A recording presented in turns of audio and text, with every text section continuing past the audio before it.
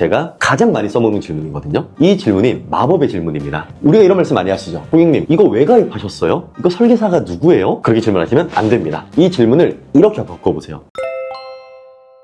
안녕하세요. 반갑습니다. 세일즈 인사이터 김범기 단장입니다. 영업을 잘하는 사람과 못하는 사람의 차이점이 있다고 생각하시나요? 당장은 월급의 차이가 정말 크겠죠. 네, 명확히 있다고 생각합니다. 영업을 못하는 사람도 잘할 수 있게끔 배울 만한 점, 노하우 이런 걸 좀 설명해 주셨으면 좋겠어요. 보편적인 요소들은 다 충족을 해야 되는 것 같고요. 일단 첫 번째는 남들보다 많은 시간을 투자를 하셔야 돼요. 사람에게 가장 공정하게 허락된 게 24시간이거든요. 근데 그 시간에서 영업을 잘하시는 분들은 시간의 밀도가 되게 촘촘해요. 예를 들면 저도 영업을 잘하고 말고를 떠나서 오늘 1시부터 지금 1초도 못 쉬고 일하고 있거든요. 근데 이때 되게 살아있음을 느끼고 되게 짜릿해요. 그래서 인스타그램이라던가 SNS로는 나 너무 바빠, 나 진짜 못하겠어, 오늘 몸이 2개였으면 좋겠어. 근데 그게 신나서 웃는 소리라고 받아들이시면 됩니다. 영업을 잘하시는 분들의 첫 번째 특징은 남들보다 주어진 시간을 훨씬 더 밀도 높게 잘 쓰고 일단 시간 자체를 많이 쓰세요, 영업에. 그렇기 때문에 고정적인 시간 내에서 밀도를 높이는 게 1번이겠지만 그보다 더 우선인 거는 시간 자체를 좀 늘릴 필요도 있다라는 게 영업을 잘하는 사람들의 가장 첫 번째 비결입니다. 뻔한데 이걸 하시는 분들이 많지 않습니다. 두 번째는 기존에 내가 영업으로 투자하던 시간이 있고 또 이 시간을 투자한 방향이 있거든요, 우리는 모두. 그런데 이 방향이 가끔 잘못됐을 수도 있어요. 근데 여기에 대해서 과감하게 새로운 시도를 해봐야 돼요.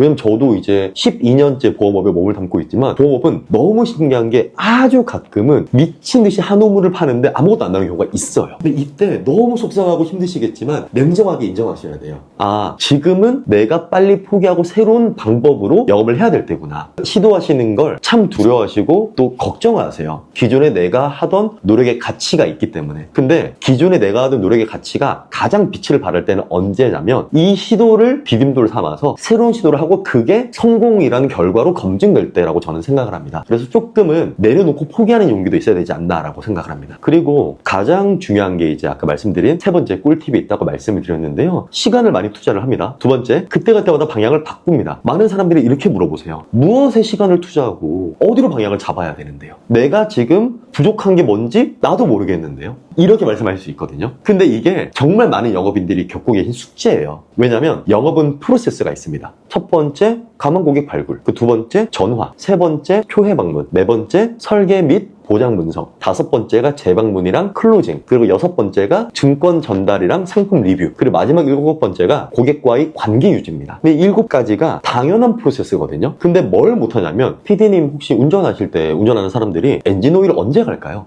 그 계기판에 알림 뜨면 가지 않아요? 그쵸. 엔진 오일을 문제가 있다는 걸 스스로 아는 사람은 한 명도 없어요. 근데 차가 친절하게 띄워주는 거거든요. 네. 세일즈 프로세스도 마찬가지예요. 대부분의 사람들은 내가 뭐가 부족하지라고 생각하지만 그 부족한 걸 정확히 자가 진단을 못 하세요. 근데 영업을 잘하시는 분들은 정확히 자가 진단을 하세요.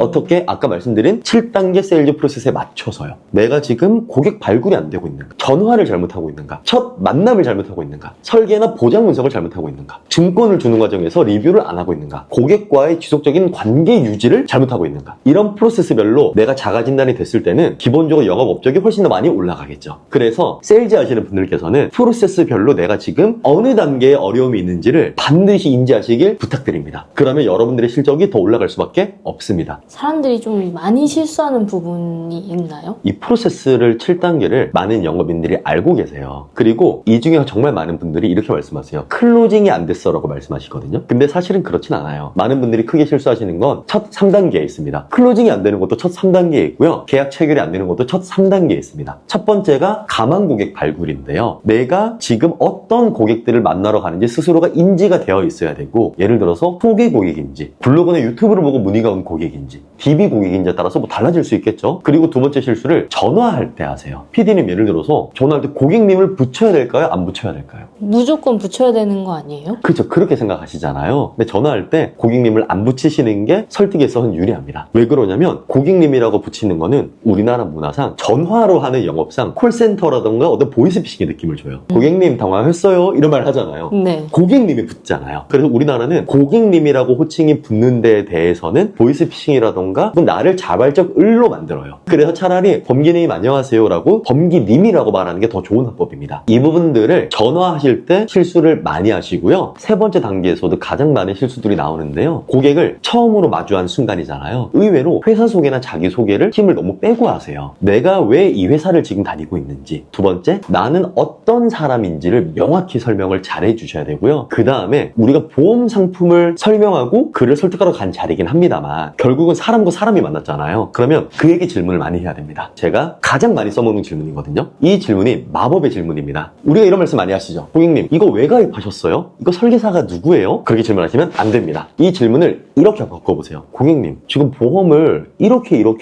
잘 유지하고 계신데 비결이 어떻게 되세요? 사실 이 질문이 왜 가입했냐거든요. 기분이 좋아졌어요. 비결? 별거 아닌데 이게 비결? 하면서 말을 해줍니다. 사실은 저희 집 가족력이 암이고요. 당뇨가 있고요. 그래서 이거 그때 준비했습니다. 그러면 우린 그 다음부터 풀어갈 수 있겠죠. 그리고 그때 우리가 얻은 힌트들이 있잖아요. 그러면 그 다음 단계부터 우리는 뭘 하면 되냐? 그때 고객이 알려준 비결을 바탕으로 그에 맞는 우리가 권유할 상품들을 설계를 하고 그가 현재 유지 중인 보험에 그의 어떤 니즈가 잘 녹아있는지를 같이 봐주는 거죠. 왜?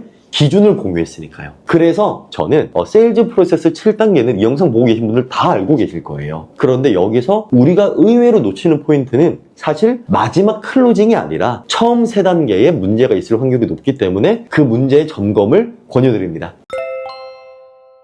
오늘은 영업을 잘 하시는 분들의 3가지 장점에 대해서 말씀을 드렸고요. 코카콜라랑 펩시랑 콜라의 양대 산맥이 있지 않습니까? 펩시가 항상 코카콜라를 이기고 싶어 했어요. 근데 이 콜라의 성분을 비교했더니 사실 그 원재료는 1% 차이밖에 없었다고 합니다. 영업을 잘하는 사람들은 아마 크게 다르지 않지만 아주 사소한 1%가 다를 겁니다. 그 1%를 찾고 영업적으로 성공하시는 여러분들이 되었으면 좋겠습니다. 이상으로 세일즈 인사이터 김범기 단장이었습니다. 감사합니다.